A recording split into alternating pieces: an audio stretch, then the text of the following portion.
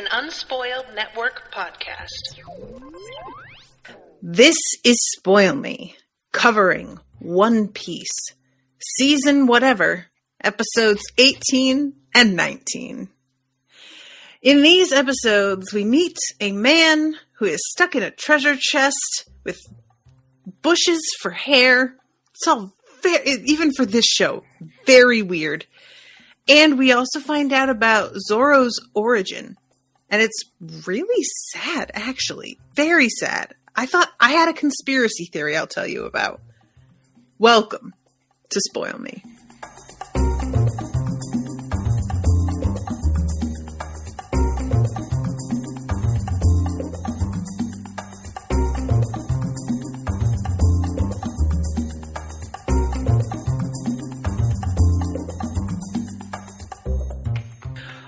Welcome to the show, everyone. I am Natasha. And I'm life-size human Florian. Hey! Yeah, it worked. We are on Crowdcast. I'm so excited. Yes.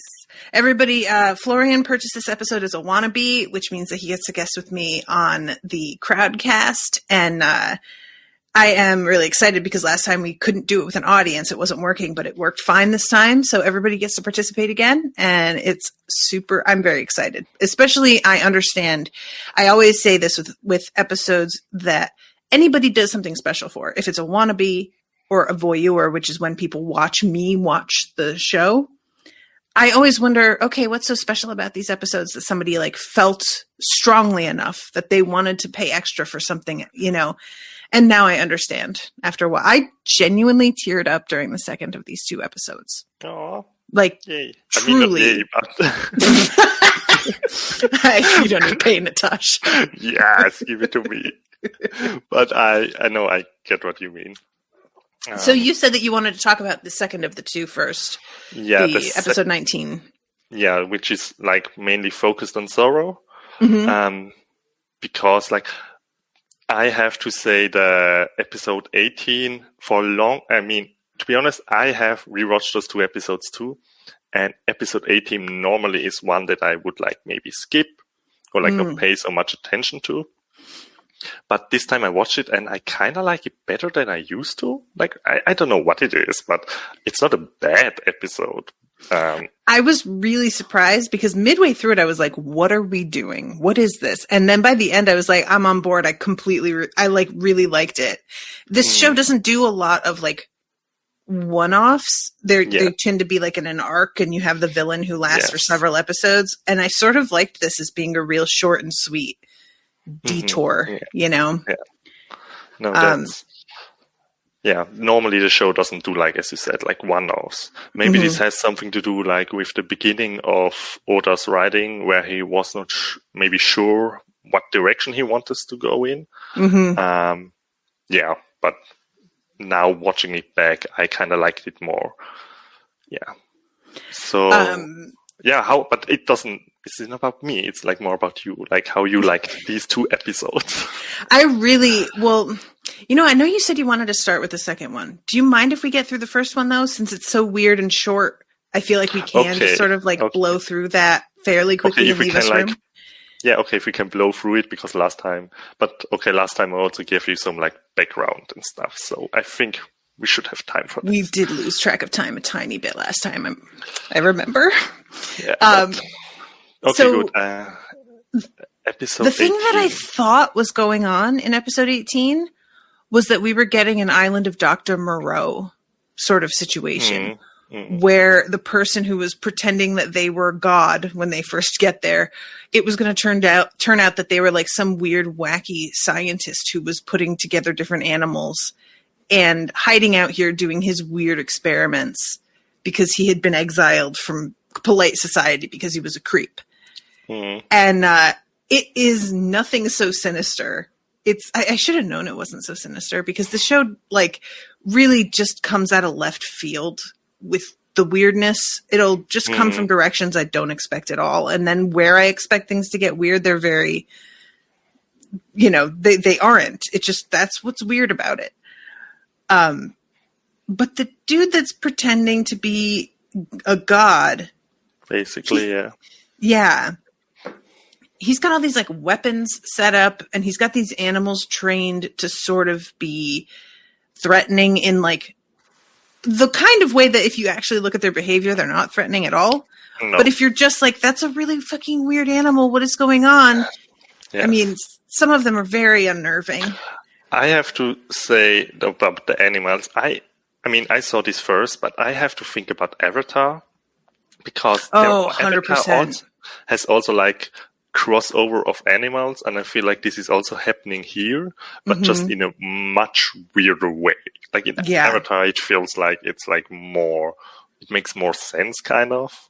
Yeah, Avatar is like, we've got a combo of a moose and a lion, and it's a very distinct like half and half thing. And here it's just like, I think that's meant to be like an elephant sound that the pig is making, but the pig has a lion's mane, and there's like a bunch of elements being pulled together that you're sort of like, I'm not even sure what they're doing here. Yeah, my favorite one is the one that is like a giraffe. I mean, it has the pattern of a giraffe, but I have no idea what else it is supposed to be. Like, I'm just like totally lost with that one. And there's one that they ride that's really big and patterned like a cow, like it's got black and white, but it looks more like a dinosaur. Yeah, or like, I thought like maybe it was supposed to be a turtle kind of deal. Oh, maybe. That didn't occur to me. Okay. That's what I interpreted it. By the way, guys, if you don't remember from the last episode, I'm bad with numbers and also names, so don't come at me. So I will tell. It's okay. I remember the first episode. I said Luffy all the time. It's Luffy. It's Luffy. I just have to imagine Nami saying it, because then I'm just like, because I know it. Like, it's like I go back and forth within one episode of, because then I'll say, some of them say Luffy, like it's like a GH sound, like it doesn't even sound like there's an F in it at all.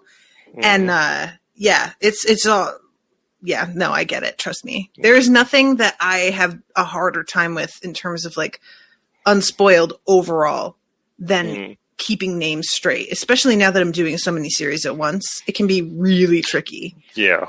By the way, quick aside, I want to applaud you for doing so many stuff at once, because I'm normally somebody who does like one show at a time or one book at a time, and that's already like a lot, I feel like. I normally am too, if I'm being normal. That's also how I do it. But and I sort of was worried when I started doing like Spoil Me that it would be too much. But it turns out like once I get into the headspace, keeping the plot straight isn't too hard. It's just I will transpose a name from another series onto this one, or just forget everybody's name. I'll forget what names are, in general. Yeah. But yeah, so they land here. This person's being real aggressive. He keeps like trying to make it like he's a god, and they are catching weird slip-ups that he's making about how, I remember hearing about those back when I was a pirate. And they're like, when you were a what now? Nothing. Yeah. What? It's so stupid. I really liked it. I found this really funny. Back then when I used to be a Pac-Man, I said nothing. And he's like trying to get them with spears, which are... Zoro literally doesn't move. No, he's just chilling, sleeping. And these spears just land around him. Like, they couldn't be more poorly aimed. They just land everywhere that he isn't. Well, I don't know if that's the point. Yeah, no, I feel like they were not aimed at all. Like, literally, they were like, just, here, have some spears. And he threw them. And it was like, probably. And Zoro just has luck, apparently. Like...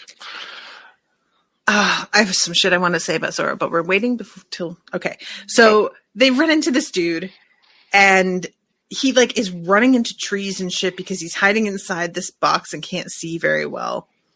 And I thought that the bush was the camouflage that he was using to hide. But apparently now his hair is growing like a bush. There's no reason why that should be true. I will say, growing into something like if you get stuck in a box, but you're allowed to continue growing, and the box getting like embedded in your body, I can buy that. Because okay, yeah. we've seen like tree trunks and stuff that like grow around a fence, right? Okay, yeah. So I sort of imagine that, but I don't see your hair just turning into a bush. I don't know. I would really like a bit more of like an explanation why that happened. Like he fell head first into a shrub and it embedded in his head and now he can't get it out. Like even if we just went with that, but it's treated as just like a matter of course, like, yeah, well, I've been stuck here and now I'm part tree. And I'm like, that's not what happens when you just wind up on an island. You don't just become part of the island, but regardless, he is now very short because he is folded up inside this box.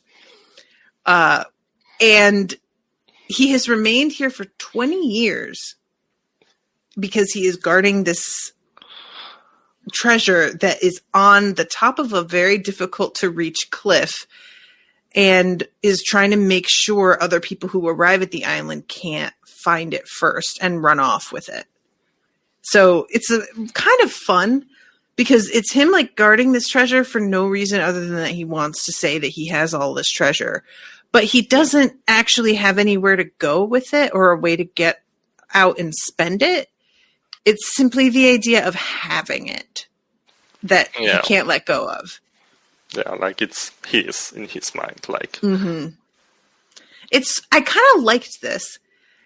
There's something about seeing greed in like a vacuum where he's hoarding wealth, but he's not enjoying it or doing anything with it. He doesn't even know for sure that it's there, as we find out. Yeah. Which was what I kept thinking when he landed in an empty treasure chest and they're complaining. His whole crew that he had like arrived with are all saying, oh, there's no treasure here after all. We're getting back on the ship and getting out of here.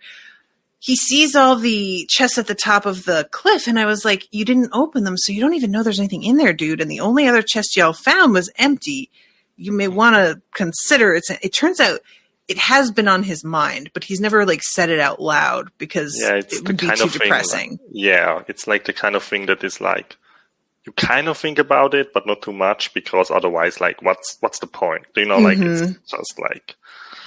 Yeah, it was giving him purpose for 20 years. You know, and again, I don't know. I'm really fascinated by that concept of something that you let drive all of your actions for 2 whole decades. And then you find out it's not there. And his reaction is really interesting because when Luffy tells him they're empty, he's like, at first he freaks out, of course. Yeah. And well, at first Luffy doesn't tell him. Like it's. Yeah. He has to be all fucking shady about it. Yeah. No, I'm not giving it to you. Dude. Really? Because the first time I saw this, I was like, that's out of character. And I'm like, well, kind of it is. So. What do you think that was about? Was he like, never, because what is the character's name that has the bush hair? I think Gaimon is the name. Yeah, Gaimon. When Gaimon first... When Luffy says, I'm not sending it down, Gaimon at first is like, what the hell? And then he sort of turns a corner and is like, Luffy, you're a great man. There's nothing in them, is there? No. If he hadn't brought up the fact that they were empty, do you think Luffy would have just not told him? Like, what was he going to do saying, I'm not giving it to you, and just chilling on the edge of the cliff watching them? What do you think his like game plan was? I don't know. I don't think Luffy thinks that far ahead, to be honest. So you know what? That really is. Yeah, that rings true for me. It's like in this moment, fair. This is what I want to do, and then later, well. So yeah, he gets really upset, and Luffy, it's very sweet actually. Luffy asks Gaimon, well, you're a real treasure hunter and you're fucking committed, man. Like, clearly. Do you want to come with us? Because we are going after the ultimate treasure. So if that's what's been driving you this whole time, I can offer you a chance at actually achieving that. And I sort of thought he was going to join the team. Nobody's turned Luffy down, really. Not yet. I mean, Nami said, like, she's not really into pirates, kind of. Like, she's playing hard to get. Yeah. So. But he cries and is like very moved to have been asked. But then he decides to stay because he's like realizing that I had this mission to protect this treasure that is no longer here. And so I could look at my time here as having been a complete waste. But I'm not going to do that. I'm going to look at it as my treasure is the friends I made along the way. Which is these cute animals that are very friends. They're clearly like they have his back. Yeah, they are affectionate to him. Yeah. It's really like cute. him. I like it. It is. Yeah, it's just reminds me in general, guys, follow like the Dodo. I feel like it's called like on Facebook and everything else. They make like videos of people like rescuing and like taking in animals, and it's always so wholesome. It's like animals that have been injured or that were found somewhere where it was like, could we get them out? And we did, and they were starving, and then you get to see them like recovering over time. Yeah, the beginning is always on like heartbreaking, but at the end it's always like, I find it always uplifting, to be honest. And agree. Yeah, my fiance doesn't really feel this. He always gets like stuck on the sadness of the beginning. Okay, yeah, and, I can see that too, okay. So that's kind of the episode. But two things I want to bring up is, the first thing is like at the beginning, Usopp draws their pirate ship. Oh my god, I forgot about that. Yes. The Going Merry, it's called, the ship. And what do you think of their design, let's say? It's a Jolly Roger wearing Luffy's hat. And I was sort of wondering if Luffy had a flag, what it would be. And I don't know why the hat didn't occur to me. I think I was trying to think of like a theme that would encapsulate everybody. And it's just about Luffy. And that's the only thing that I'm like, if we were all wearing matching hats, then sure. Sure, yeah. Okay. Like we've got Buggy the Clown, who it's a clown design and he's got the nose, so one could say it's just about him, but his crew's all dressed like clowns. So it does wind up being thematic to everybody, like it's part of the gimmick. So I'm waiting to see if it winds up becoming more of a thing for everybody. Does everybody eventually grow to get matching hats? Does he start a trend? Or is it just about him? He's not a hippie. Oh my god, that's the wrong one. The hipster. That's hipster. The one. An influencer. Yeah, an influencer. Oh my god. Yeah, okay. But I like the scene, like, because first I was like, Usopp, you cannot draw, and then he actually can draw, and I'm like, okay, sorry. I love Usopp just continuing to compulsively lie. I don't know why once he joined the crew that I expected his lying to like tone down, but not at all. He says something about how he's been like painting graffiti for 50 years, and they're like, oh wow, really? And he's just like startled to be called out, because I guess he's used to the little kids who never say shit to him about anything that he says. Yeah, the crew like totally leans into it. They're like, no, you're bullshitting up. They're like, oh, so you like have 3 grandchildren or something like that. And it's like, and he gets so mad. And later on, when they do use the one that he makes, because Luffy tries to paint one, it's real bad. It's really bad. But later on, Usopp keeps trying to like tell them about, oh, let me fire the cannon. They used to call me the Cannon Man, and nobody is paying attention with him. And he keeps just going, listen. And I fucking fell out like the second time that he does that. This is like a little kid that just talks all day. And as a parent, you have to learn to tune them out, or else you can't get anything done. But they start to get wise to the fact that you're not listening. And then you have to like figure out the perfect way to pretend you're listening, but not actually commit any of your brain power to it. Yeah. It sounds so tiring. This is why I'm not a parent, guys. It's too much. Well, in general, when we like talking about Usopp, I wanted to ask you, like, I think you mentioned it before, but did you like see him joining Like, did you see this coming, or? I kind of thought so because we spend so much time with him separate from the group to begin with when we start that arc. And he is shown to be such a good-hearted person.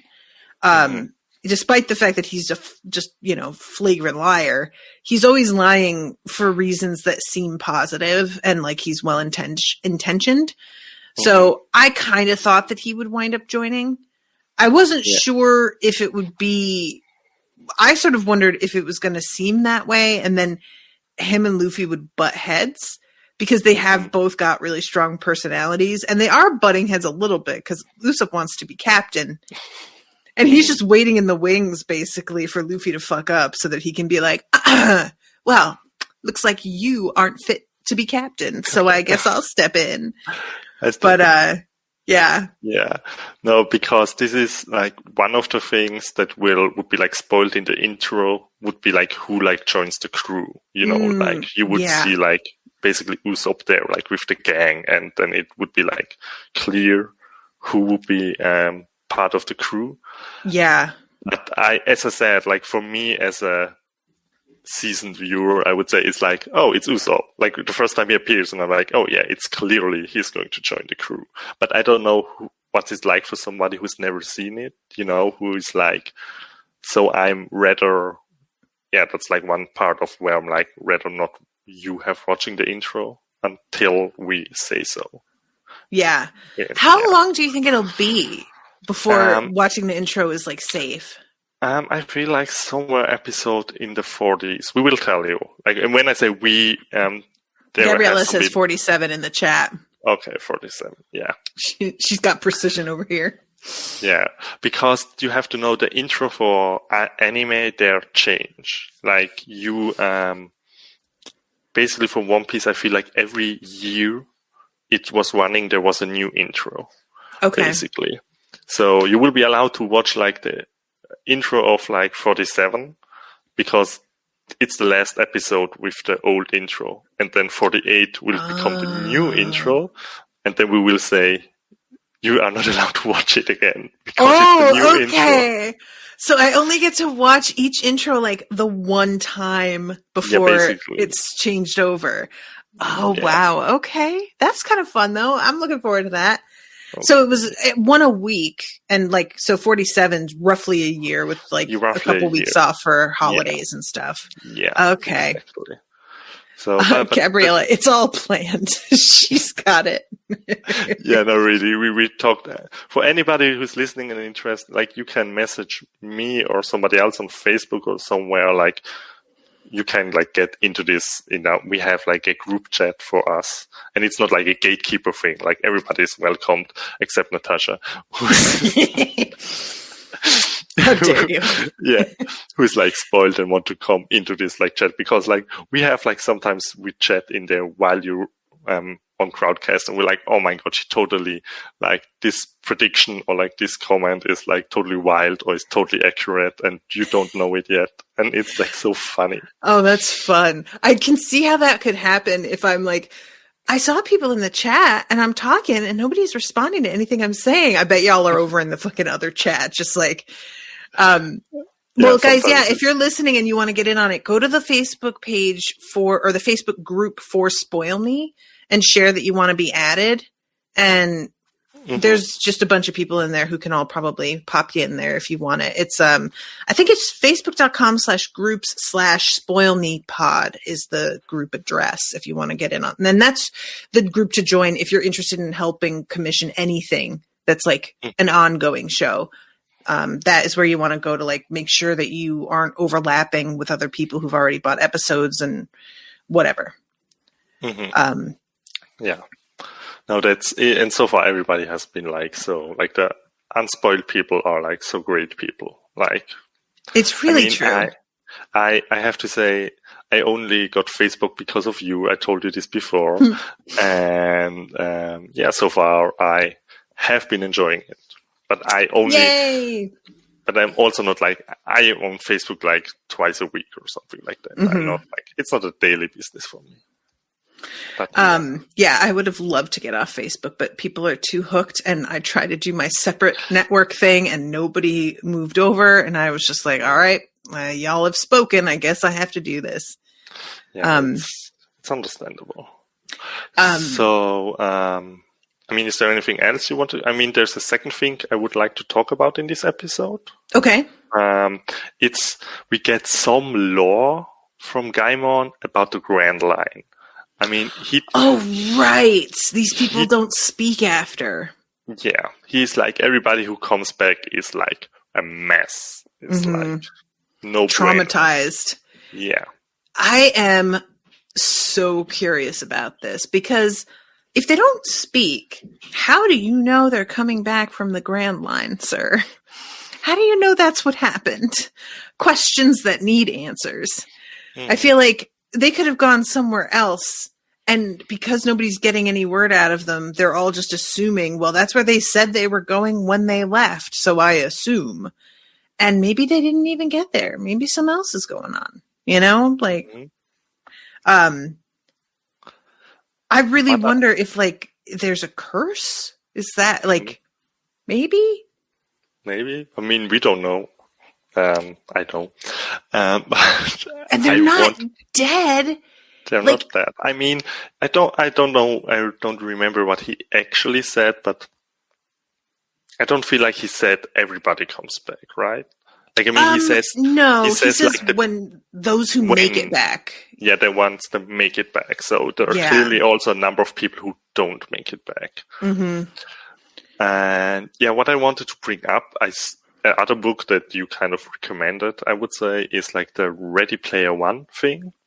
And you compared, like, when Luffy said he's looking for the One Piece, the people are like surprised or like you cannot do that.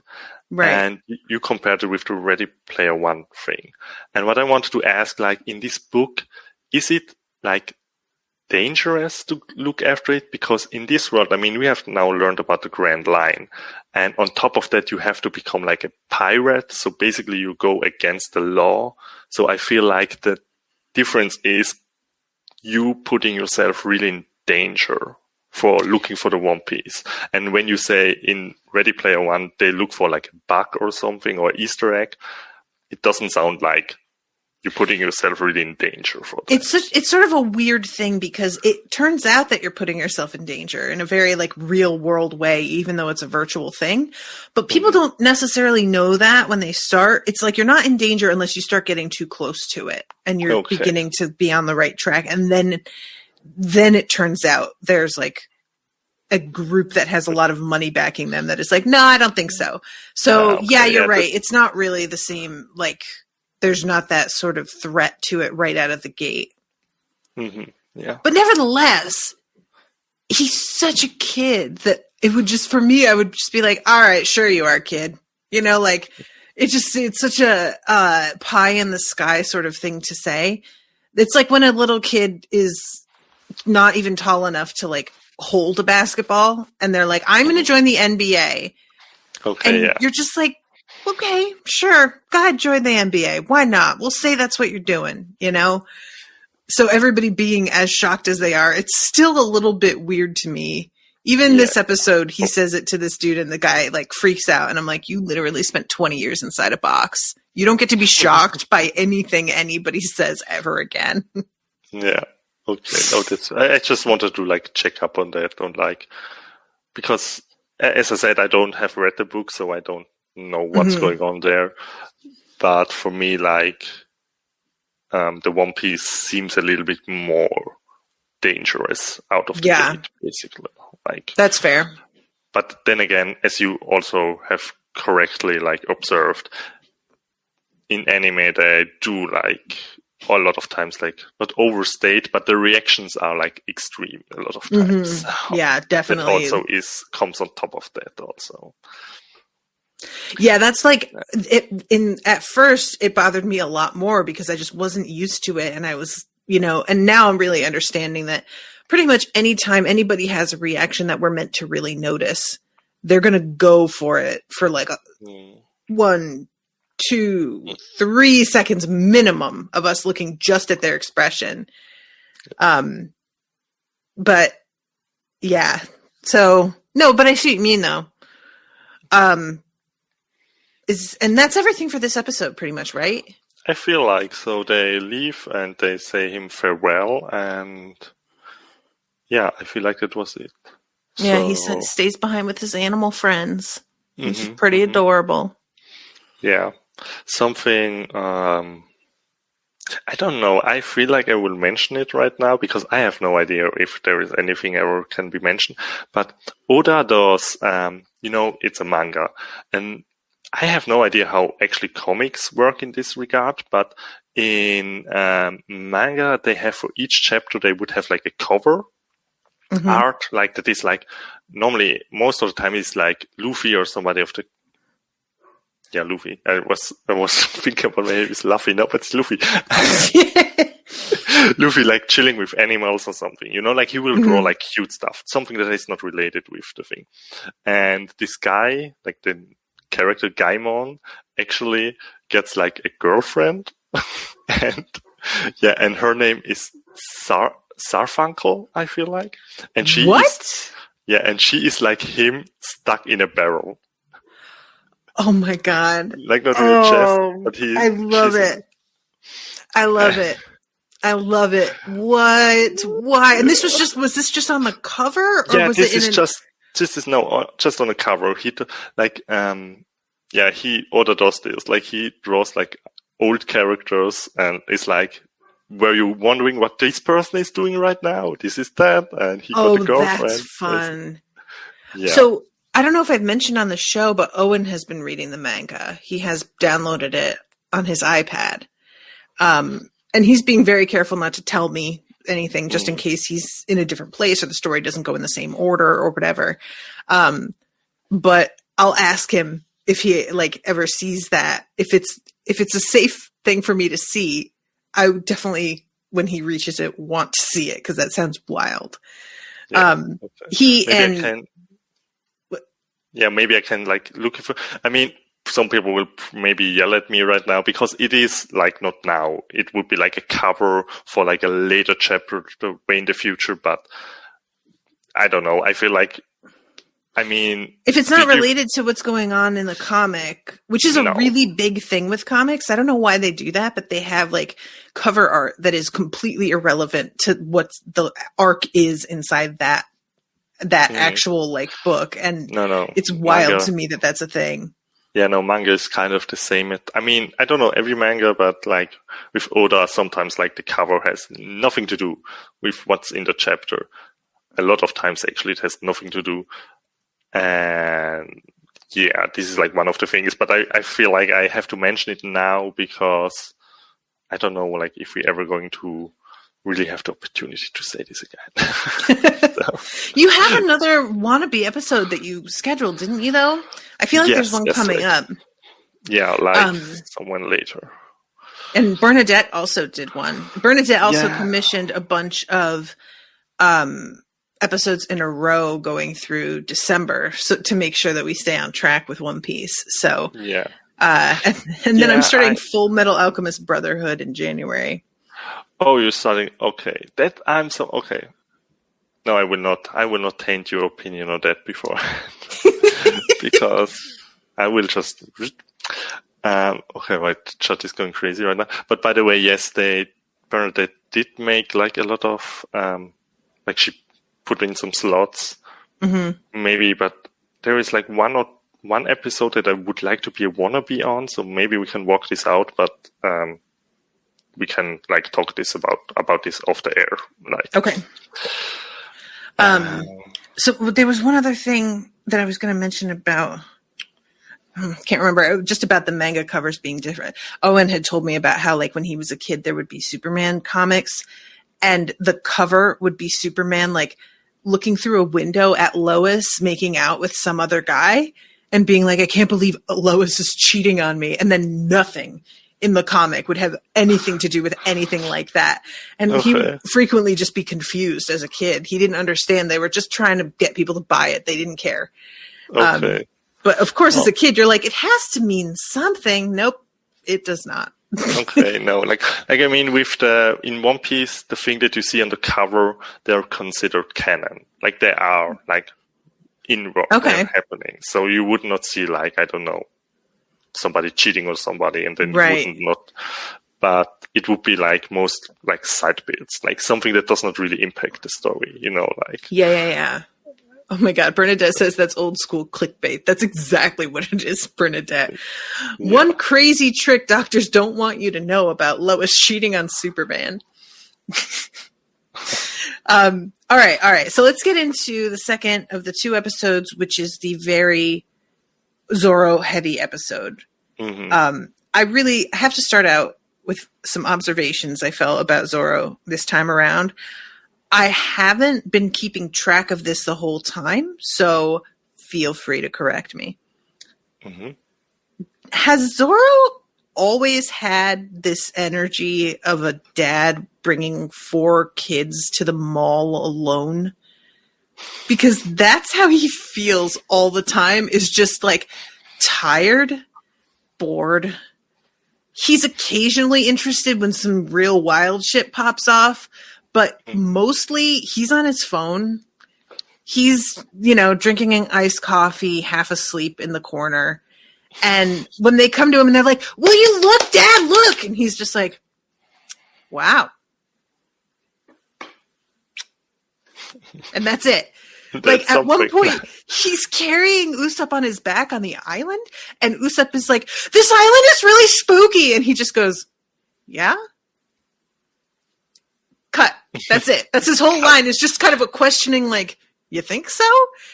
There's no reaction, really. There's no attempt to comfort, because he's like he doesn't care to that degree, but it's not like he doesn't care at all. It's just, he really picks and chooses where his energy is going to go. And most of the time, it's not going to go to this, whatever is happening right now.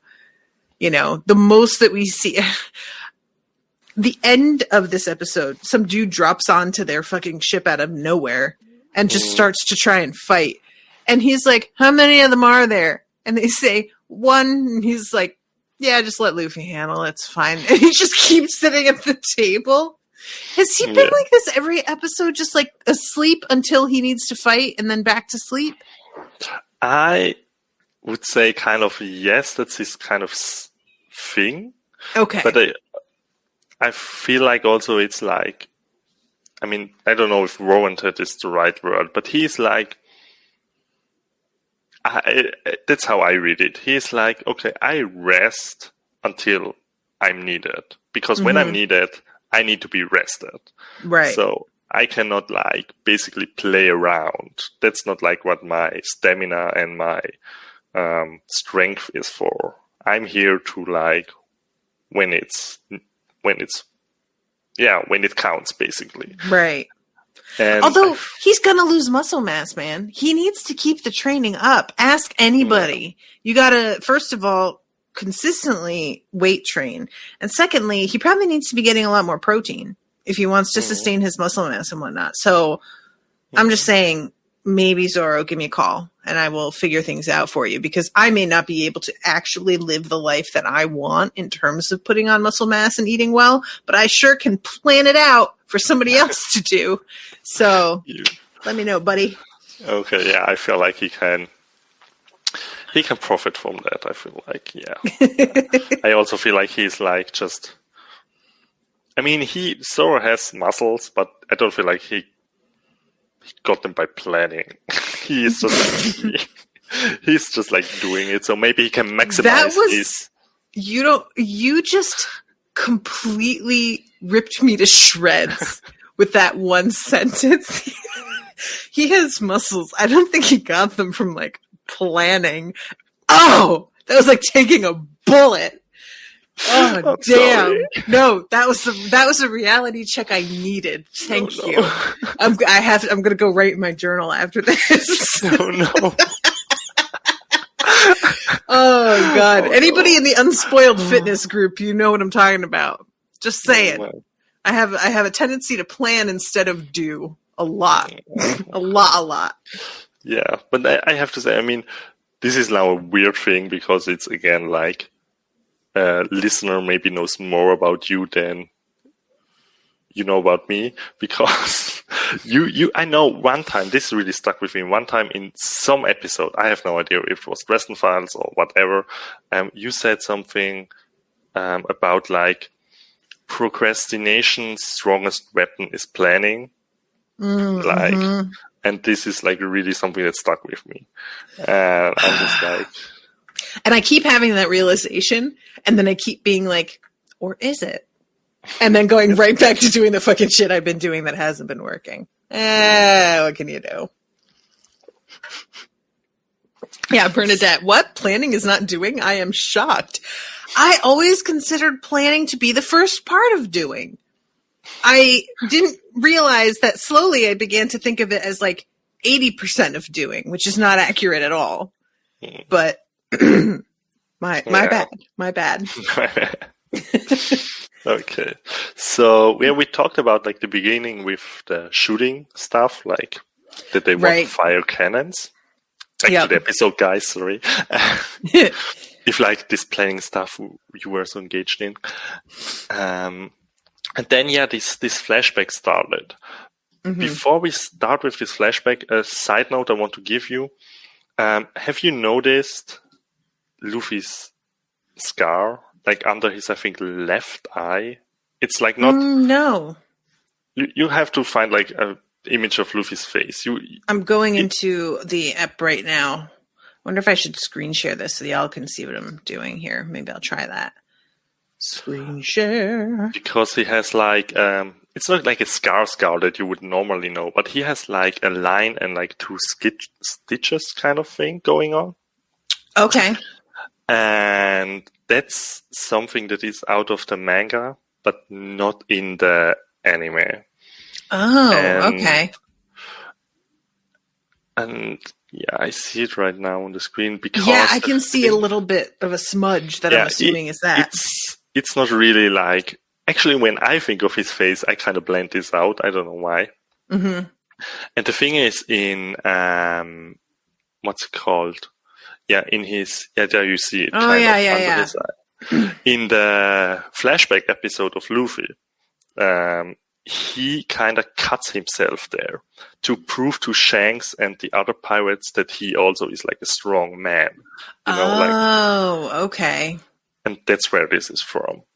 And they didn't want, and in the anime, in the manga, you really see him stab himself, basically.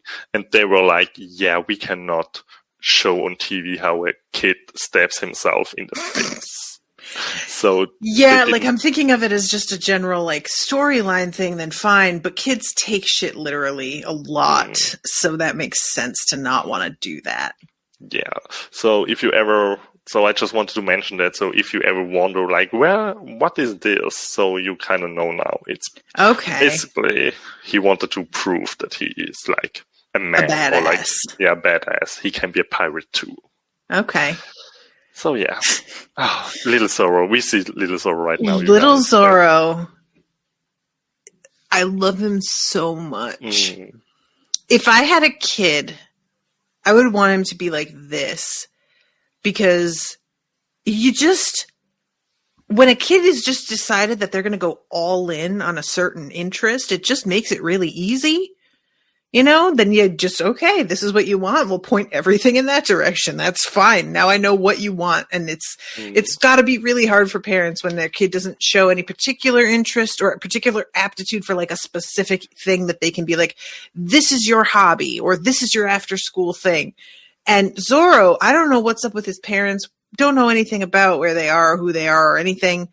But we do know that he is not here to play. Yeah. I love this whole story so much. Okay. Good. I like it. I mean, we know it's sad at the end, but I like that you like it. Yes. I will say... Well, I won't say. I will get there. We will get to it. I feel like I know what to, and I mean, I'm excited. Well, not excited, but interested in what you have to say. So basically, it's like a dojo, and that's not like, it's literally a foreign concept to us. It's actually the thing that Zoro does is apparently a thing that used to be something you would do in old Japan. You would go from dojo to dojo and challenge them. And if you would win, you would like take their name, basically. And Wild. it would be like kind of dishonoring them, that it would be that like, feels pretty bitchy to me. Yeah. And that's basically what he asks when he comes to this dojo. And the leader or like the trainer of the dojo is like, okay.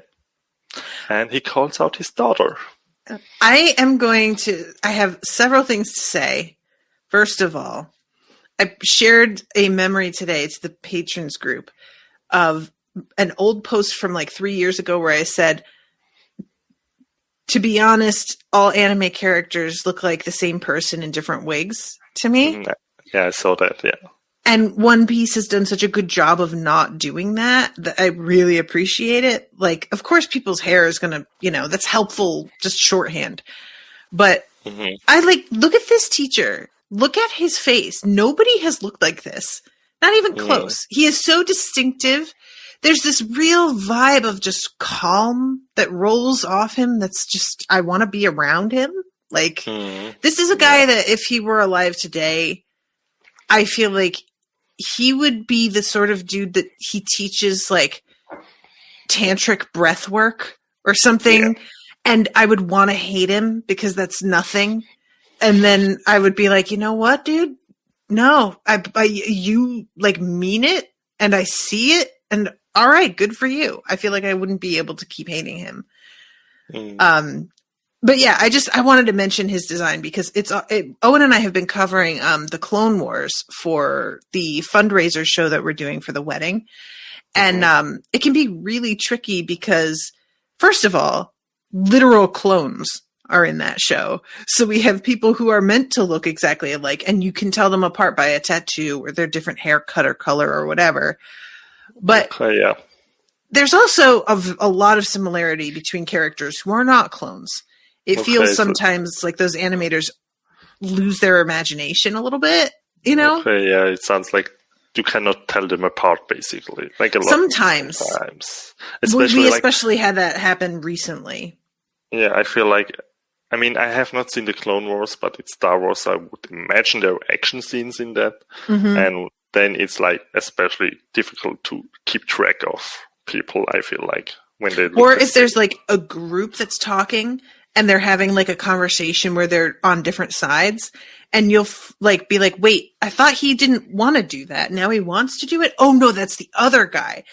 So yeah, it can be very frustrating. And it's weird because like that's a show that has literal aliens in it. So you would really think that it would open the door to just making people look different and wild would be not difficult when you also have creatures that are of completely different species walking around. But for whatever reason, half of the female characters seem to have the exact same like face model with just a different skin on it, kind of thing. But anyway, I really enjoy this guy. Can I tell you, jumping ahead? Well, no, I'm not going to jump ahead. I got to not do that. Okay. Here's where he brings his daughter at, as you said. Queena, it's her name. Yeah. Queena, thank you. I could not remember. Yeah. She is... Yeah, I have also a lot to say. You want to just do it? Let's just do it. Let's just do it. Go ahead. Do you want to talk about like the male versus female storyline that's going on, kind of, or what did you? The first thing that I wanted to talk about, which is why I was going to wait, but I'm just going to do it. Okay. She dies. Spoilers. Yes. I will point out we didn't see a body, so I'm going to asterisk she dies. Maybe one day we'll see her again. Da-da-da! I don't know. The only thing we saw was like a coffin kind of thing. Right. Like when they were like walking in the rain. Yeah. And that could be an empty casket. We don't know. Who knows? There's not really a reason why Zoro would see her body. So I'm not, and I also don't know, like traditionally in Catholicism, we have a wake that the body is like laid out and you come up and look at it and then say hi to the family. I don't know if this is a totally different thing that you don't show the body off. I don't know, like, exactly, but I have to full closure. This is only anime thing. But when I see somebody die in anime, they usually have like a ceremony where there is like a picture of the person. Not the person itself, but it's like a picture. And yeah, that's kind of it, basically. Okay. Like, that's normally, but it's like, this have I only knowledge from anime. Like, I have no other background. The actual traditions. Yeah. I don't know. So. Well, anybody who does know, I'm actually kind of curious now. The death ceremonies of different areas of the world and different religions are wild sometimes, you know? And true. You can think like, that's really weird. And then you step back and think about the weird shit we do. And you're like, oh, actually, I guess that's not weird at all because we are complete freaks over here. But she dies, and there's a part of me that feels like this is fridging. Do you know that term? No. Fridging comes from a storyline. I think it was a Spider-Man story. But basically, it's a pop culture thing where a female character is killed just to further the storyline of a male character. Okay. Basically, it's like the female characters are disposable and not actually people. And the male character is the only one whose personhood matters. And so they are often murdered, raped and murdered. And it's called fridging because, Green Lantern. Thank you, Kyle. Because the like most noted, particularly graphic one was he comes home to his apartment and goes to the fridge. And I think there's a note from the villain that he thinks is from his girlfriend that says, I left you dinner. And he opens the fridge and she's cut up in pieces inside the fridge. Like, really awful. Okay. So this is one of those things where I'm like, that feels like what happened here, unfortunately. Again, asterisk, don't know that she's dead. But if she is, this definitely is sort of the definition of that in some ways. On the other hand, it's not as egregious as one, like, he's not continuing to fight afterwards to get revenge on people who killed her. Her death allegedly was an accident, and just who she was as a person inspired him. And so that's sort of like, that's like not quite fridging, which I feel much more okay with. You know, it feels like the intent is similar, but it isn't as gross in a way. And it's also remarkable for me. They emphasize the age difference, so there's no romantic connection there. It's pure respect for her as a person, which I think also helps to keep it from feeling too gross to me. You know what I mean? So overall, I was actually a big fan of the way this was done, which is part of why I got so like teary-eyed at the end. Because the vibe between the two of them, of him like constantly being pushed to be better by her and her by him also, I was like into it. I really, really appreciated that there's never a point at all where he beats her. It doesn't even happen. There's no like, I finally won, which I really thought we would get. It's pure him getting beaten and then growing up and just continuing with this like single-minded mission. So I really, really enjoyed that aspect of it a lot. Yeah, no, I can see what you say. And yeah, this is, I'm not going to say anything because this is a question that a lot of people have first time watching this show. Is like, is she really dead? There are also people that I saw that first time watching this were like, did her father kill her? Or like, there were like a lot of things out there. That was my conspiracy theory. Because we hear them talking about how she died. Offhand, on the way to the funeral, it's just people talking around him. It's not even talking to him. And they're saying she fell down the stairs of like it doesn't even matter, going to get her sharpening stone. And they're like, why was she even over there?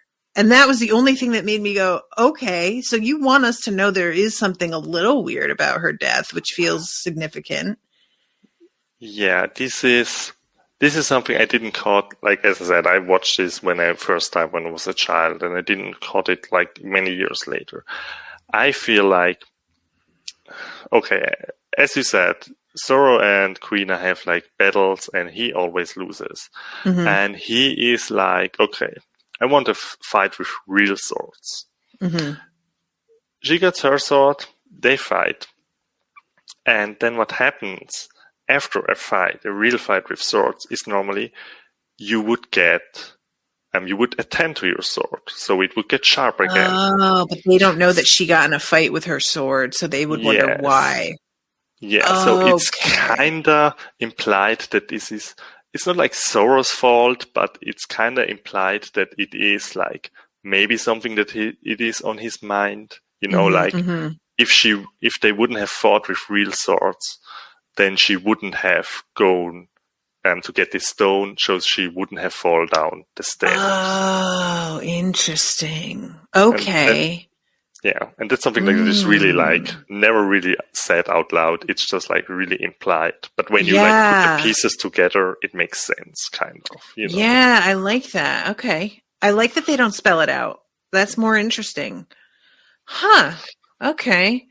So, but yeah, I thought that her dad killed her because he didn't want to leave his thing to her, and he was going to try and leave it to Zoro instead, his dojo. Mm-hmm. Because he's like, all right, let's talk about the man-woman stuff in this, because it's really weird. Yeah, it's... Yeah. You want to start, or... So, the whole thing that... And I didn't get that they meant this. It's weird to me later on how it comes up, because, like we said, Kuina's father is the one who comes and gets her and is like, oh yeah, you're going to fight my insanely badass daughter who has literally never lost. And she is even stronger than a lot of the adults out there. And he is proud of her and encouraging her in this moment. So then later, when he's talking about how because she's a girl, she can't inherit the dojo, I was like, but you just bragged about her like in front of everybody. It would be one thing to be secretly proud of her, but he's like very publicly proud and putting her out there all the time, you know? And I was sort of like, why is that? And then she is talking to Zoro later, and she tells him that girls don't stay stronger than boys. When they grow up, boys begin to overtake them in strength, and they can't ever catch up again, which is, did they really believe that? Or is that meant to be the lore of this universe? Because that's not real. Just anybody who's listening or wondering, that's not how bodies work. No, it really is not how bodies work. But I feel like it's just basically sexism, kind of. And it's kind of like, like men are, or like more like women are inferior to men, kind of deal. And I always felt like, I mean, now I kind of changed. I feel like maybe like men are like physically stronger, but they are not really, you know, like it's like always this maybe. It really depends on the person, like the specific person. And besides, it's not about strength. This is like my main point. It's like, this is sword fighting. Where like I feel like strength only gets you so far. I feel like a technique is like way more important. I feel like that was the only thing that I found a little odd about this episode is the emphasis on strength and using that word instead of skill or talent or anything like that. Because we even see Zoro's version of training is either swinging at practice dummies a lot of the time, or weightlifting specifically. And like initially it's meant to be he's trying to hold multiple swords and he can't, and he needs to train because the swords are heavier than he thought. But like that just keeps being the word used even beyond the point where he's able to use a sword fine. And I was like, that's a weird point to keep hammering on. And then, when she says it here and she's just like, well, I guess if I'm not as strong, I can't be as good. And I'm like, that's not how fighting works. You figure out how to use your leverage and, you know, the fulcrum of your body, and you don't have to worry about who's bigger or stronger. And that's like the point. So you think that this was just actual sexism in the writers, not purposeful sexism within the show's universe? I have to say I'm not completely sure. It's like, okay, I have to say something. The person because I don't want to say it's on the writers, because when they fight with the real swords on the field, the thing that Zoro says is also from Oda, from the writer. Because Zoro says, shut the fuck up. Like, when I beat you, you will not be saying, oh, I'm a girl, and that's why you beat me. No, you will say, I fucking beat you because I'm better than you. So there is like, Zoro says explicitly, like, this has nothing to do with gender, basically. That's what Zoro is saying there. So I don't feel like it's like the writers, because the writer knows. Like, the writer makes Zoro says that. It's just wild to me that her own father believes this, if Zoro doesn't, because that's where he's getting all his training from. So where did he pick that up? So, yeah, basically, you said like the father is like a calm guy, and I have to say, I don't hate him. Like, he's not a bad character, but I really feel like the dad is kind of, well, I would say the dad is like the sexist character here. And, but then again, you could say like, he's an older generation and stuff like that, like it's kind of like a messy kind of feel.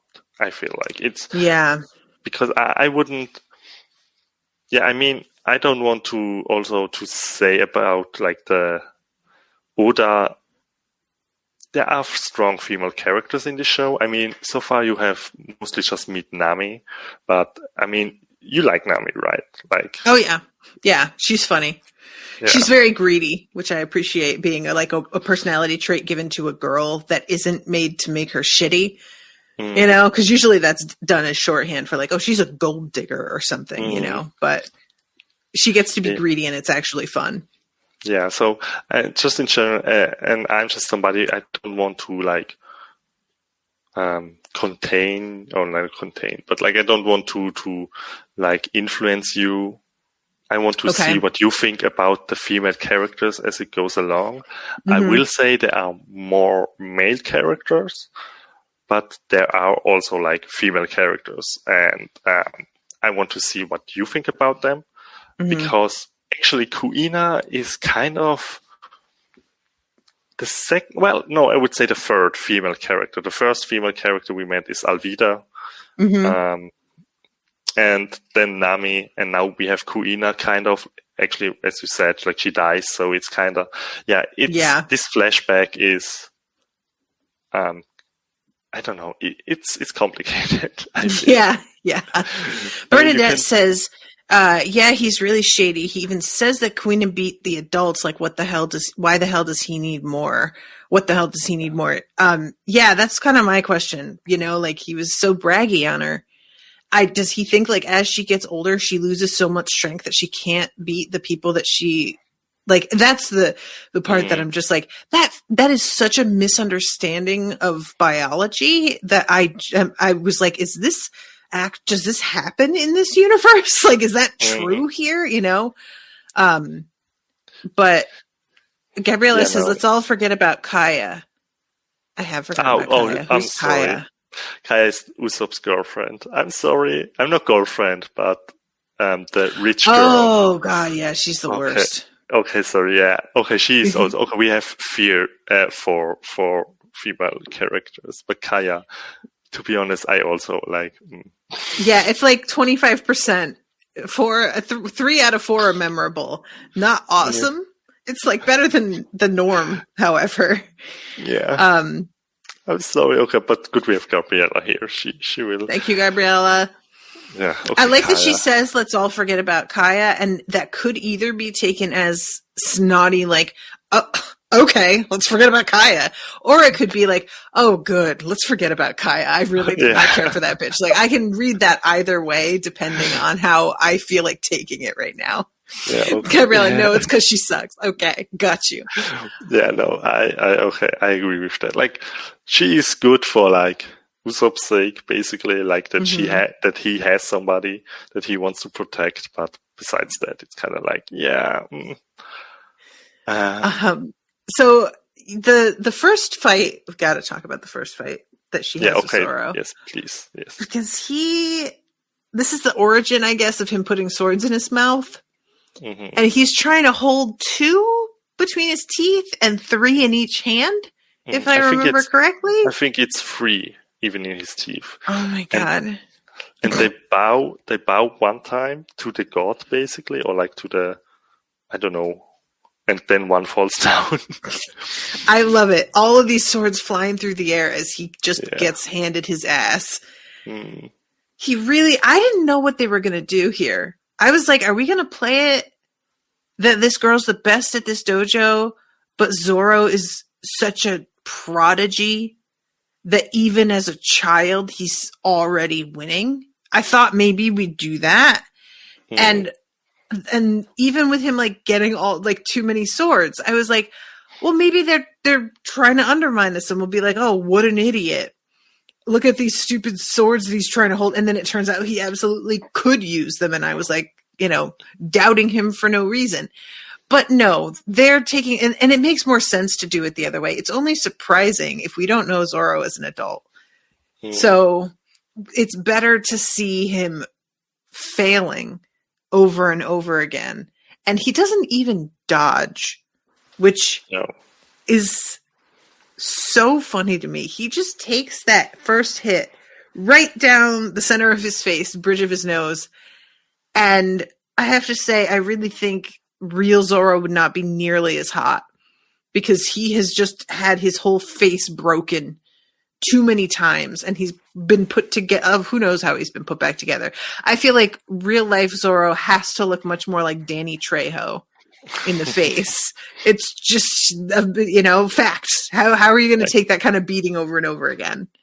And I feel like when they fight 2,000 times, by the way, I was like, okay, I will do the math, because later on when the queen is dead, talks to this other guy. This other guy is like, yeah, Zoro has been here for a year. And I did the math. I was like, okay, they had to fight 5 times a day. So it could be 2,000 fights. And I'm like, that's ridiculous. I love that. That's just crazy. He's so angry. Guys, I'm playing it in the screen share for those who are not in the chat and wondering why I'm referencing things specifically. We're actually like watching it play right now. And that red line down his face is the funniest thing. It's so good. So yeah, this kid is not kidding. He comes in here and he says something about like he's undefeated where he comes from, which is clearly a blatant lie, unless where he comes from is somewhere that nobody, like, he just grew out of a cabbage patch, and so he hasn't encountered any other people yet, so he can say that and it's technically true. Like, I feel like he even says, like, when he has all the swords, he's like, I never hold a sword before or something. He says something like that. So he is lying. He's like, yeah, I'm the best. And then like, I mean, technically I could also say I'm undefeated at sword fighting. Yeah, okay. That's true. I totally am. Come at me, anybody. Don't come at me, please. I don't want that. So he starts just fucking training all day, and I love the other kids at the dojo like watching him from the side and just being like a little bit freaked out by the intensity, because he's trying to do a lift with each arm of like a boulder, and he's holding a boulder from like a handle that he's holding between his teeth and squatting over like a cliff, which is all I can think about, because I have been trying to like train more myself, and doing certain exercises isn't even as hard as getting yourself prepared to do the exercise. So I keep trying to picture him standing on the side and putting the handle in his teeth, and the boulder is still on the ground, and he has to like swing one leg over the other side of the cliff and then like yank the thing to pull the rock out into the middle of the crevasse and then maybe get like yanked the other way and almost fall off the cliff. Like that's the kind of shit that I would see happening to me trying to do this. And I would be like, yeah, if you just like dropped me there to do it, yeah, I could pull it off fine. It's getting there that's gonna kill me, you know? I get this all the time with like setting up my squat rack and stuff. I'm just like, this is so much harder than the squat. Oh my God. Okay. But yeah, he is going, and there's all these moments where we cut back to him under the tree. He's just breathing hard, right? Yeah, okay. He's breathing hard. He's exhausted. And that's also like something, I mean, I rewatched it and I'm like... It looks like he's crying. Yeah, no, but it's supposed to be like he's breathing hard and he's exhausted. And I'm just kind of like, okay, that's also like a way to show somebody is like really training hard, not to show them training, but to show them exhausted. It's like, yeah. And Queen is watching him, yeah. I love this with him carrying somebody on his back. Yeah, he's just like... and... These kids on the sidelines just staring in shock. This is something this episode does a lot, is it like cuts to another person in the crowd, or, as we see later, an owl.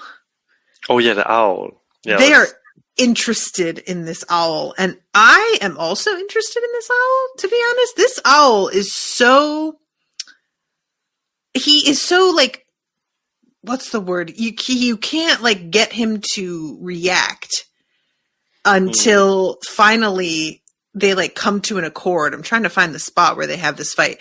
The scene where they meet in this field, and the silence with just the rippling sound, and you see the wind like pass over. Oh my God. You guys, this was so good. I loved this so much. So good. This is one of the best scenes. Oh yeah, this is where she gets the sword. Natasha's just playing it back. The sword is named Wando Ichimonji, I feel like. Okay. It's called. It's a named sword, and I mean, as we know from Wrestling Files, named swords are like maybe something we have to keep an eye on. Okay, got you. And it's the one that he still has, right? Yeah, that's like the scene after she dies. Oh my God, I love the fight scene. By the way, like this is like I'm sorry, guys. We talk about like what Natasha is showing right now. I love. This is one of my, even though it's so simple, kind of. It's like one of my favorite fights. Not favorite, but I have to tell you some news, guys. For the longest time, I didn't really. It's not that I didn't like Zoro, but I was kind of sleeping on him because get it. Okay, that was not intentional. That was not intentional. Makes it maybe even better. No, I was sleeping on him because, in general, for me, as somebody who watches more anime, it's people using swords are kind of boring to me. It's like the standard weapon, you know. It's like, oh yeah, I use a sword. Whoop-de-doo. And so I was a lot of times like, so I mean, he has 3 swords, so that's something different than most people have. But retrospectively, I kind of appreciate his character more, especially as his character, not only like defining him by his fighting, but just really as the action that he does or the things that he doesn't do at times as well. Like sometimes he will not act, and you will be like, okay, that's interesting. Why didn't he act, you know? And yeah, I just, my love for Zoro grew in the past, like few, I would say, I don't know, like maybe years or even just months. I don't know. But I know at the beginning, first time watching it, Zoro was to me always the least interesting of all the straw heads, basically. Straw heads. Yeah. The Mugiwaras. I love this. Oh my God. I can totally see that. I can suspect that were I to come to this slightly younger too, I might feel that. Zoro just has such a tired 38-year-old energy to me. Am I 38? I think I'm 36. I don't even know, you guys. Holy shit. That I feel like as an adult, I relate to him so much that I enjoy him because of the fact that I'm like, yeah, there he goes. There's the guy who just can't give a fuck right now. Go let me take a nap, kids, and you do whatever. But I could see like him being as background and not doing a lot as he is a lot of the time, having a sort of standard weapon and always being like so flawless with it, like he always wins. There being a bit of just like, okay, so he's just here to like get us out of a bind every time we need to get out, you know? But yeah, Bernadette says, "Boo, now we can't be friends anymore." It's what we now understand as old dad energy, says Gabriella. I want to say not old dad, new dad energy. This is the energy of a dad who, like, his kids were all had real close together, and they are 4 years old. And the first 2 years, he was committed and on it. Third year, he started to get tired. Fourth year, he's like, I think they're all alive. I don't know. I haven't looked up in an hour. But yeah, this fight is so beautiful. The whole way that the sound is edited is so beautiful. And like I said, I love the fact that Zoro doesn't beat her. Mm-hmm. And I am going to mention something regarding the Cradle series because I keep mentioning it due to finding out that the author of that series is a major, major fan of this series.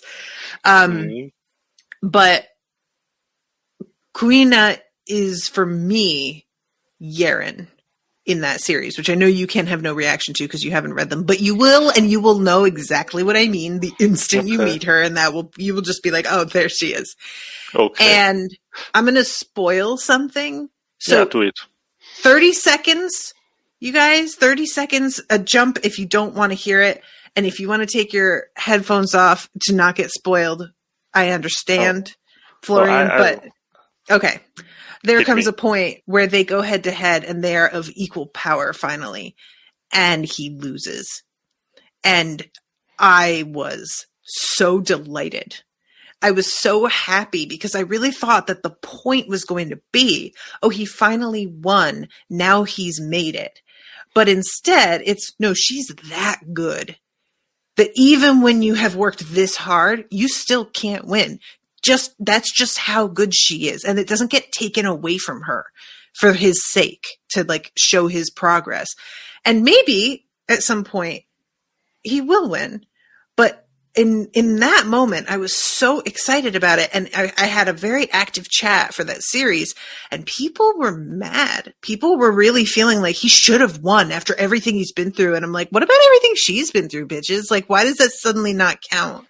So I kind of wonder if he didn't get the like idea for this like whole arc from this episode in some ways and build on it into a much bigger relationship that winds up happening. But I'm just, it's weird for how sexist the writing can feel if you aren't assuming that they know what they're doing. Then you go into this moment that's very empowering where it's not taken from her and therefore was really surprising because I wasn't sure what to expect.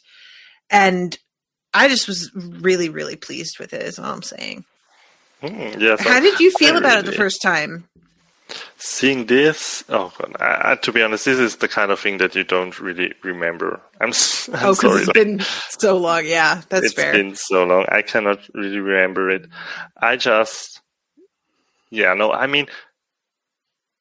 What I mostly think about is like her dying more than this fight in particular.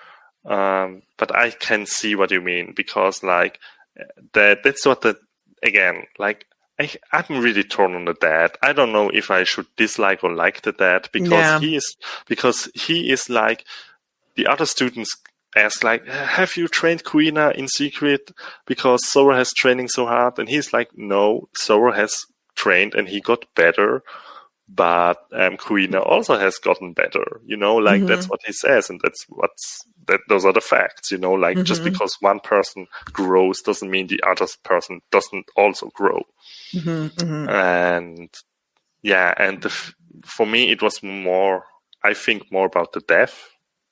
I don't know, I can understand that, though. Yeah. I mean, it just feels like it's a key formative moment for him for that reason. Although I will say, I really love that it's not like he wasn't working hard and then she died and it suddenly made him work hard. He was working hard anyway. And that is like who he is clearly in his soul. And that doesn't come from an external source. That's just part of like the makeup of who he is. So that's like wild to watch because he's so inactive right now, sleeping constantly, that to see him never seeming to rest as a kid and just constantly go, go, go. Evidently it didn't like stay that way forever, But maybe he just didn't have a challenge in a while. I mean, maybe. That also could be. Yeah. Could also be like at some point when you're like, okay, I mean, I'm training all the time, but like, where's the challenge? So you kind of meanly said you get lazy kind of thing, So, yeah. But and this is the spot where we see the owl, I think, finally. Yeah, this owl is a wide-eyed, which is this like previous 3 shots of this owl are all wide-eyed. And after they have this conversation, we see the owl for a second, and the owl has sort of, it seems like has been watching their situation with interest and shock, and then closed eyes once they decide that they're going to like challenge one another. The owl's like, okay, good, now I can rest. And I was just like, that is a weird bit. It's like that hermit crab. Yeah. They just like pick an animal bystander and they just keep being like, all right, we'll keep going to that. It's fine. Just keep it interesting. Got to keep it moving around. So. Oh, right. So we have the 2 of them continuing to improve, and then he gets interrupted while training to be told that she was dead. And again, I had like a whole conspiracy theory surrounding this. I guess it came unexpected for you. Yeah, exactly. I think this is like the goal of this. Like, he's literally training, and you're like, what? Why are you guys like? The bystanders are like looking really strange, and you're like, what is up with you guys? And they're like, she's dead. And it's like, what the fuck? I did not expect that. I will tell you what, guys, when they said that, I was like, wait, what? And I rewound it 10 seconds because I was like, did they just say that? And yeah, they did. And like, I have never had, well, that's not true. I was going to say, I've never had to deliver news like this to somebody who was close. Like, I had to tell my mother when my father died, but they were divorced by then and hadn't spoken in years, not really the same thing.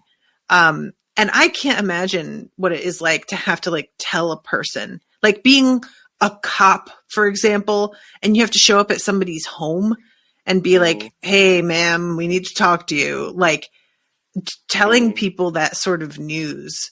There's no like good way to do it. No, I mean, I feel like it's just, you have to kind of say, like, you don't kind of like tiptoe around that thing. I feel like to pussyfoot around it. See, guys, there's places to use it. I know what you mean. But then again, I mean, these are people who knew each other. Like when you say a cop doesn't necessarily know. Yeah, that's true too. And this is like really people that knew each other. Yeah. So I think the only thing that we really did not talk about yet was like the thing. Oh, there is a short moment like Kuina is dead and Zoro is training and he's like super in kind of frustration, angry mode. Because maybe part he blames himself, we don't know that, and also part because he can never beat her again. I mean, not again, but like for the first time. And there is a thing where she appears. I loved this. I think it's. I mean, we're watching it. Yeah, there it is. It's just like, and yeah, it's kind of the thing. I have to say, One Piece doesn't have like the, what's it called in Harry Potter? When the dead rise again from his wand when he fights Voldemort. Like priori incantatum. Yeah. It's not. It has not like stuff like that, but it kind of has things that kind of go in this direction, like just for a second, and I always love it, like because it's like, yeah, I don't know. Was she really there, or was he like feeling like she was there, or in spirit, and I just love that. It's just like, what I want to say with this is actually it kind of feels true to life. I feel like, because sometimes it just feels like, I don't know, somebody who you know is like for a second there, or you like see them, and it's like you have to look again, and oh no, that's not just a person that maybe looks similar, but it's just like something that I feel like, is true to life, you know? Yeah, I thought that was really beautiful, that moment, because whether you take it literally or not, what it means is so obvious, that he's just feeling her over his shoulder, watching him all the time. There's always going to be a sense of like, what would she think of this? Would this be good enough? Would she think this was good enough? And that is just what happens when somebody dies, especially. You just have this constant like little voice, and like, so-and-so would feel this way about it, when it's not even anything they would like really care about. It'll just be there. And if it is something they would care about, all the more. And this, I was really impressed with the spareness of the storytelling. Again, you mentioning about the further reasoning behind getting her sharpening stone. And this moment with her appearing for a second and then gone, they don't explain things. They don't hold your hand and have a character talk you through anything. They're just letting this be. And you're almost experiencing it like Zoro, where you're like not sure what to make of things here and there sometimes either. And that's a very sophisticated way to tell a story. And considering how much this show tends to lean into the ridiculous, which I'm fine with, this really pulled back in a major way. I mean, even the expressions on characters watching them fight never get to the level they do when we're with like Buggy the Clown and people are shocked. You know, it's all a little bit more muted and feels more respectful because of that, because it's his memory. And so there's a feeling of like, we're not going to make him, we're toning things down because we want you to see it the way he saw it, less like, instead of just as entertainment, you know? Yes. I don't know. I really liked it. I thought I was really impressed with this. And like I said, guys, I got very teary-eyed at the end because he winds up like going to talk to her father, which I thought was going to be when the father would be like, do you want to inherit my dojo? And then I would be like, aha, I knew it. But that does not happen. He asks for her sword, and his father agrees to give it to him, which he clearly didn't expect. And he starts crying, sobbing, crying. And he hasn't cried up until this point. It's not until he's talking to her dad that you start to see tears fall. And I just really like, they let him cry, and they let him cry like a lot, and it isn't really played for a joke, you know, at all. So I thought that was kind of beautiful and moving, actually. No, I agree. And I like what Zoro says. He's like, I want my names to be known in the heavens, or something like that. Oh yeah. That is something I don't know. This line is so, I just love it. Yeah. It's just like, and that's kind of the moment, because I cannot really hate the dad, really. Like, he's a complicated character, I would say. I also don't say I don't like the dad, like, oh, he's like a great character, but like he gives him the sword, and it's actually, if you will look at it, it's always the sword that will, not always, but it's the sword when he used Zoro, the free sword style, he will put it in his mouth. Okay. And I was thinking that might be, okay. And I feel like it's like the thing that put in your mouth is kind of like more, I don't know, it feels like more connected or more personal than in your hands, you know, I feel like. I see that, yeah. You know, that's interesting. Or it's like kind of, what it is the saying, like put your put your tooth where your tongue is or where your mouth is. Like, there's like Put your money where your mouth is. Okay, maybe like that. But basically, like kind of, he's not only talk, he also like does it. You know. Yeah, that's a good point. So we're pretty much out of time, but we kind of alluded already to the fact that a dude lands on the boat. Yeah, that's in the last few minutes. That's kind of like the lead-in for the next episode. So I feel like you will have time to talk about him in the next set of episodes. Yeah, Zoro knows him, and that's pretty much all we get before we cut. Yes. But, and he's like, I am guessing they are just shooting up an island from the ship. Mm-hmm. And the island, like, guys, you just landed somewhere where there are a bunch of like beautiful living creatures and a person. And now when you just pass an island, you're just going to fucking bomb it? Really? And I was thinking that. And then this dude lands and is like, you tried to kill my friend. And I have to assume they were on that island. That's that's what I'm going with. We don't have any evidence yet. That's an educated guess, I would say. It's my hypothesis. Mm-hmm. But did you have anything more that you wanted to add before we wrap? Well, not with One Piece. I would like to plug something if I'm allowed to. Yeah, go ahead. I do also draw my own comic. I will post about it. Like I post about it in a Facebook group. So you just go to the Unspoiled group of Topics group and you will find it there. And it's just a comic about the life in an asylum, if you're interested in that. Okay. And it's just like, my own kind of work that I do on the side. Okay, cool. What is it called? Yeah. It's called Golden Autumn. Because Autumn? Golden, like Golden Autumn. Gotcha. Yeah, because it's basically, the asylum is in a forest. Like, okay. Yeah. So where do people go to find it? Well, if you want to find me on social media, you just look for South Art. That would be SAUF, and then art, like ART, and then you would find me like on Twitter and Instagram and Facebook. Cool. Yeah, and then you can look at my drawings, and I hope you would like it. Cool. All right. Well, guys, thank you all again so much for hanging out in the chat. And thank you to Florian for commissioning the episode and joining me.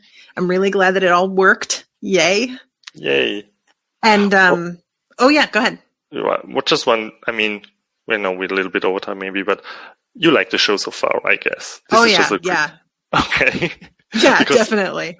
Okay, good. Because it's like, people ask like, will you do the whole show? And like, if Natasha likes it, and so far she likes it, so... I mean, this is a hell of a fucking length of show to ever say, like, for sure about in general. Yes. So just everybody, just be cool, like don't, this is like when everybody wanted to know if me and Jamie were going to cover Torchwood before we even like got 2 seasons into Doctor Who. And I'm like, everybody relax. We don't know anything yet, and as it turns out, I didn't really like Doctor Who. So aren't you glad I didn't do Torchwood, everybody? Yeah, so just let Natasha like experience it and like tell you how she feels. I feel like that's... Yeah, I appreciate that. And yeah, we've got, like I said, some other wannabe episodes coming up. So you guys will be hearing from Florian again and from some other listeners again. So looking forward to that. All right. Well, thank you again, everybody. And I will see you soon with 2 new episodes. Till then, toodaloo, motherfuckers. Bye, guys.